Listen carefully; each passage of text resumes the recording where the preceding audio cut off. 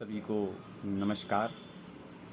सुख का दाता सबका साथी, सबका ये संदेश है, माँ की गोद पिता का आश्रय मेरा मध्य प्रदेश। 1 नवंबर यानी मध्य प्रदेश स्थापना दिवस और आज ही के दिन मध्य प्रदेश की स्थापना हुई, तो आप सभी को मध्य प्रदेश स्थापना दिवस की हार्दिक हार्दिक शुभकामनाएं।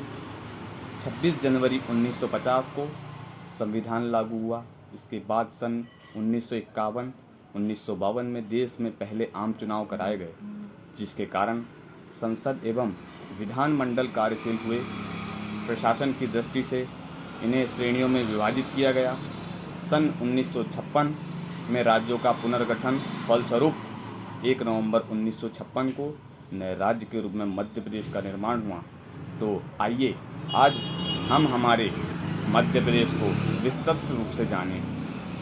यूं तो भारत के हर राज्य की अपनी अलग संस्कृति और पहचान है, लेकिन आज हम जिस राज्य के बारे में बात करने वाले हैं उसको भारत का सबसे खूबसूरत प्रदेश कहा जाए तो गलत नहीं होगा। भारत में सबसे ज्यादा नेशनल पार्क इसी राज्य में स्थित हैं और सबसे ज्यादा आदिवासी लोग भी भारत के इसी राज्य में निवास करते हैं। यहाँ का खाना, लोकगीत, त्योहार और परंपराएं भारत के अन्य राज्यों से बिल्कुल अलग है। ये एक ऐसा राज्य दोस्तों जो कई ऐतिहासिक किलों की धरोहर है। इस राज्य में एक ऐसी नदी भी है जो उल्टी बहती है और इतिहास से लेकर आज तक कई महान लोगों ने इस राज्य में जन्म लिया है। ये एक ऐसा राज्य है जो एक समय पर भारत का सबसे बड़ा राज्य हुआ करता था, लेकिन सन 2000 में छत्तीसगढ़ को इस प्रदेश से अलग कर दिया गया था, जिसके बाद से लेकर आज तक ये भारत का दूसरा सबसे बड़ा राज्य बना हुआ है। इस राज्य में एक ऐसी जगह भी है जहाँ पिता बेटी की विदाई के वक्त अपने दामाद को सांप देते हैं। आई थिंक छत्तीसगढ़ का नाम आते ही आप समझ गए होंगे कि हम किस प्रदेश की बात कर रहे हैं। जी हाँ, ये कोई और नहीं बल्कि है मध्य प्रदेश। तो चलिए एक साथ चलते हैं मध्य प्रदेश के सफर पर। दोस्तों, आज के समय में मध्य प्रदेश की कुल जनसंख्या 82.34 मिलियन यानी कि 8 करोड़ 34 लाख के आसपास है। राज्य की सीमाएं उत्तर प्रदेश, महाराष्ट्र, राजस्थान, गुजरात और छत्तीसगढ़ से लगती हैं। यहाँ पर बोली जाने वाली सबसे प्रमुख भाषा हिंदी है। हालांकि कुछ जनजातीय क्षेत्रों में इसके अलावा अन्य भाषाएं भी बोली जाती हैं। राज्य की 90% आबादी हिंदू है, तो वहीं 6.5% लोग इस्लाम धर्म को मानने वाले हैं। इसके अलावा जैन, बौद्ध, सिख और ईसाई धर्म के लोग भी यहाँ पर रहते हैं। दोस्तों, मध्य प्रदेश को भारत का दिल या हार्ट ऑफ नेशन भी कहा जाता है। इस राज्य की स्थापना 1 नवंबर सन 1956 को हुई थी। आपको बता दें कि पहले इस राज्य की राजधानी नागपुर हुआ करती थी, लेकिन 1956 में राजधानी को नागपुर से भोपाल शिफ्ट कर दिया गया। भारत के मध्य में स्थित होने के कारण ही इसका नाम मध्य प्रदेश रखा गया है और एक समय पर इसे मध्य भारत के नाम से भी जाना जाता था। दोस्तों, मध्य प्रदेश में आज तक कई शासकों ने राज किया, जिसमें मराठा, चौहान, बुंदेल और चंदेल शामिल है। मुगलों और अफगानों ने भी मध्य प्रदेश की धरती पर कई सालों तक हुकूमत की है। भारत के इतिहास के सबसे महान राजाओं में शुमार राजा विक्रमादित्य की राजधानी उज्जैन भी मध्य प्रदेश में ही स्थित है और ये राज्य अपने कल्चर और शिल्प कला के लिए पूरी दुनिया में जाना जाता है। दोस्तों, भारत की सबसे पुरानी नदी नर्मदा को मध्य प्रदेश की जीवन रेखा माना जाता है। ये इस राज्य की सबसे प्रमुख और भारत की 5वीं सबसे बड़ी नदी है। ये अमरकंटक की पहाड़ियों से निकलती है और नर्मदा नदी की खास बात ये है कि ये विपरीत दिशा में बहती है। यस, और भारत की सभी नदियाँ जहाँ पश्चिम से पूर्व की ओर बहती है, ये नदी रिफ्ट वैली में विपरीत ढलान होने के कारण पूर्व से पश्चिम की ओर बहती है। दोस्तों, आपको बता दें कि मध्य प्रदेश भारत में सबसे ज्यादा आदिवासी समुदाय वाला राज्य है। प्रतिशत के लिहाज से देखा जाए तो राज्य की 21% आबादी जनजातीय समुदाय से ताल्लुक रखती है। इसमें गोंडी, भील, बैगा, कोरकू, कोल, सहरिया जैसी जनजाति सबसे प्रमुख है। दोस्तों, मध्य प्रदेश को लैंड ऑफ टाइगर्स भी कहा जाता है, क्योंकि यहाँ के नेशनल पार्क में बड़ी संख्या में बाघ और रॉयल बंगाल टाइगर पाए जाते हैं। जितने बाघ मध्य प्रदेश के टाइगर रिजर्व और नेशनल पार्क में पाए जाते हैं, उतने शायद दुनिया के किसी भी जंगल में नहीं देखने को मिलेंगे। आज के समय में मध्य प्रदेश में कुल 10 national parks, 6 tiger reserve, 24 wild life sanctuary है और इस कारण से पूरे राज्य में आपको हर तरफ हरियाली और जंगल ही जंगल नजर आएंगे। इनमें Bandhavgarh national park, Kanha national park, Pench tiger reserve सबसे प्रमुख है। हर साल लाखों की संख्या में पर्यटक मध्य प्रदेश में बाघों को देखने के लिए आते हैं। फेमस किताब जंगल बुक मध्य प्रदेश के इन्हीं जंगलों से इंस्पायर्ड होकर लिखी गई थी। दोस्तों, मध्य प्रदेश का पन्ना जिला अपने हीरे की खदानों के लिए पूरी दुनिया में फेमस है। भारत के सबसे ज्यादा हीरे यहीं पर पाए जाते हैं। लगभग 50 किलोमीटर के एरिया में यहाँ पर जमीन के नीचे हीरे पाए जाते हैं और हजारों लोग आज भी यहाँ पर हीरा निकालने के काम में जुटे हुए हैं और मन लगाकर काम कर रहे हैं। दोस्तों, पन्ना की हीरा खदानों का सालाना व्यापार $1 बिलियन से भी ज्यादा पहुँच गया है। साथ ही ये कोयला, मैग्नीज, बॉक्साइट और डोलोमाइट में भी समृद्ध है। इसके अलावा चंदेरी की साड़ी के बारे में तो आपने सुना ही होगा। चंदेरी में सिल्क से बनने वाली साड़ी की डिमांड आज देश के कोने कोने में है। दोस्तों, मध्य प्रदेश की धरती को काफी पवित्र माना जाता है। भगवान शिव के 12 ज्योतिर्लिंगों में से एक ज्योतिर्लिंग मध्य प्रदेश में ही स्थित है। महाकालेश्वर और ओमकारेश्वर ज्योतिर्लिंग श्रद्धालुओं के बीच में पवित्र आस्था का केंद्र है और इसके अलावा उज्जैन में भी कई और ऐतिहासिक मंदिर बने हुए हैं, जिनमें काल भैरव मंदिर और महादेव के मंदिर प्रमुख हैं। दोस्तों, मध्य प्रदेश के उज्जैन को महाकाल की नगरी के नाम से भी जाना जाता है। हर 12 साल में यहाँ पर कुंभ मेले का आयोजन किया जाता है। आखिरी बार साल 2016 में यहाँ पर कुंभ मेले का आयोजन किया गया था और अब साल 2028 में उज्जैन में कुंभ मेला देखने को मिलेगा। कुंभ मेले के अलावा भी अन्य कई त्योहार और फेस्टिवल मध्य प्रदेश में बहुत ही धूमधाम से मनाए जाते हैं। खंडवा जिले के पास नर्मदा नदी का हनुवंतिया आइलैंड बना हुआ है। यहाँ हर साल भारत के सबसे बड़े जल महोत्सव का आयोजन किया जाता है। इसके अलावा भगोरिया हाट फेस्टिवल, मालवा उत्सव, तानसेन समारोह, खजुराहो डांस फेस्टिवल जैसे अनेकों फेस्टिवल्स का आयोजन किया जाता है। साथ ही होली, दिवाली, दशहरा जैसे त्योहार तो यहाँ क्या ही बोले, बहुत ही धूमधाम से मनाए जाते हैं। दोस्तों, आपकी जानकारी के लिए बता दें कि मध्य प्रदेश की टोटल जीडीपी 150 बिलियन डॉलर्स के करीब है। राज्य में सबसे ज्यादा लोग कृषि से ही जुड़े हुए हैं। इसके अलावा forest products industries, mineral resources and cottage industry आदि क्षेत्रों में भी मध्य प्रदेश की अर्थव्यवस्था को मदद मिलती है। सोयाबीन, चना, उड़द, तुअर, मसूर के उत्पादन में मध्य प्रदेश पूरे भारत में पहले स्थान पर आता है, तो वहीं मक्का, तिल, मूंग के उत्पादन में राज्य दूसरे नंबर पर है। इसके अलावा गेहूं, चना, मटर, सरसों, गन्ने का उत्पादन भी यहाँ पर काफी बड़े पैमाने पर किया जाता है। दोस्तों, मध्य प्रदेश में कई महान हस्तियों का जन्म हुआ है। चंद्रशेखर आजाद, अटल बिहारी वाजपेयी, लता मंगेशकर और तनिता भील जैसे महान लोगों का जन्म मध्य प्रदेश की पवित्र धरती पर ही हुआ है। साथ ही पूर्व क्रिकेटर मंसूर अली खान पटौदी, फिल्म जगत के मशहूर कलाकार सलमान खान, अर्जुन रामपाल, किशोर कुमार और जया बच्चन जैसे अनेक विभूतियों का जन्म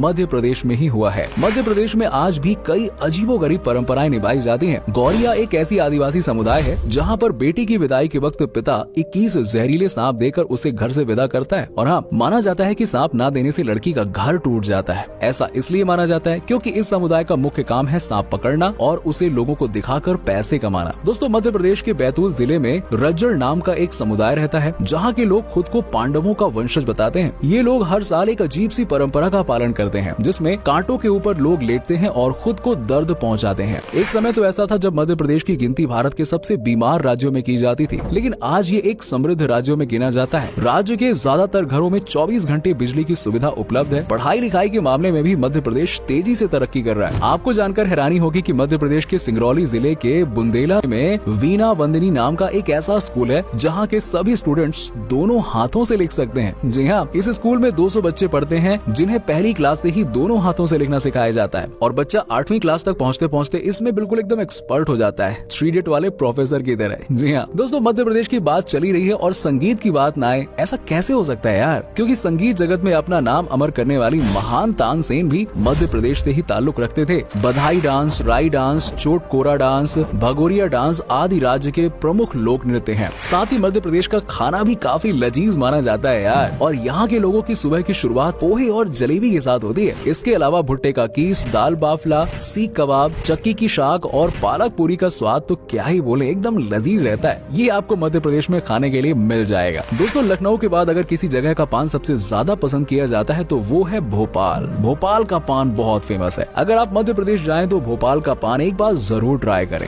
चलिए दोस्तों, अब आपको मध्य प्रदेश की बेस्ट टूरिस्ट डेस्टिनेशंस के बारे में बताते हैं जो आपके सफर को और मजेदार बनाने के लिए काफी है। खजुराहो मध्य प्रदेश का एक ऐसा ऐतिहासिक स्थल है जहाँ पर कई प्राचीन मंदिर बने हुए हैं और उन मंदिरों के बाहर की गई नक्काशी काफी फेमस है। खजुराहो के मंदिर के बाहर आपको कामसूत्र की कलाकृतियाँ बनी हुई नजर आएंगी, जिन्हें देखने के लिए देश विदेश से हर साल बड़ी संख्या में पर्यटक आते हैं। ये जगह यूनेस्को की वर्ल्ड हेरिटेज साइट की सूची में भी शामिल है। रायसेन जिले के अंतर्गत आने वाली भीमबेटका में 600 से ज्यादा प्राचीन गुफाएं हैं। यहाँ की दीवारों पर आपको 12,000 साल पुरानी पेंटिंग्स देखने को मिलेगी। इसमें कई गुफाएं 1 लाख साल पुरानी बताई जाती हैं। ये जगह भी यूनेस्को की विश्व ऐतिहासिक धरोहर की सूची में शामिल है। साथ ही 3री शताब्दी ईसा पूर्व में सम्राट अशोक द्वारा बनवाया गया सांची का स्तूप भी वर्ल्ड हेरिटेज में शामिल है। मध्य प्रदेश के इतिहास के बारे में अगर जानना चाहते हैं तो आप ग्वालियर शहर जरूर जाइए। यहाँ का बना हुआ ग्वालियर फोर्ट भारत के सबसे बड़े किलों में से एक माना जाता है। इसके अलावा यहाँ पर सिंधिया परिवार का ऐतिहासिक जय विलास पैलेस भी आप घूमने के लिए जा सकते हैं। ग्वालियर से कुछ ही दूरी पर स्थित झांसी में रानी लक्ष्मीबाई का झांसी का किला आप घूम सकते हैं और झांसी के पास ही ओरछा नाम की जगह, ये जगह आपको जरूर पसंद आएगी। यहाँ पर राजा राम का मंदिर है और भारत में इकलौता ऐसा मंदिर है जहाँ भगवान राम की पूजा राजा के भेष में की जाती है। मांडू शहर में आप मांडू फोर्ट जा सकते हैं। पचमढ़ी पहाड़ी और अमरकंटक जैसे हिल स्टेशन पर आप अपने परिवार और दोस्तों के साथ में जा सकते हैं। यहाँ की ताज़ी हवा तो आपको मंत्रमुग्ध कर देगी और आपका यहाँ से वापस आने का तो मन ही नहीं करेगा। और दोस्तों, अगर आप मध्य प्रदेश में घूमने के लिए जा ही रहे हैं तो आप इंदौर, भोपाल, जबलपुर, सागर, उज्जैन और मुरैना घूमने के लिए जा सकते हैं। इन सभी शहरों में आप कई ऐतिहासिक जगह और प्राचीन मंदिरों को देखने के लिए जा सकते हैं। दोस्तों, मध्य प्रदेश भारत के मध्य में स्थित है और इसीलिए आपको यहाँ तक पहुँचने के लिए सभी साधन आसानी से मिल जाएंगे। आप सड़क मार्ग, रेल मार्ग या फिर हवाई मार्ग किसी भी तरीके से मध्य प्रदेश तक पहुँच सकते हैं। कनेक्टिविटी जबरदस्त है। आप भारत के एक कोने से दूसरे कोने में जाएंगे तो मध्य प्रदेश से होकर ही गुजरना पड़ेगा। तो दोस्तों, ये था भारत के बहुत ही खूबसूरत राज्यों में से एक मध्य प्रदेश।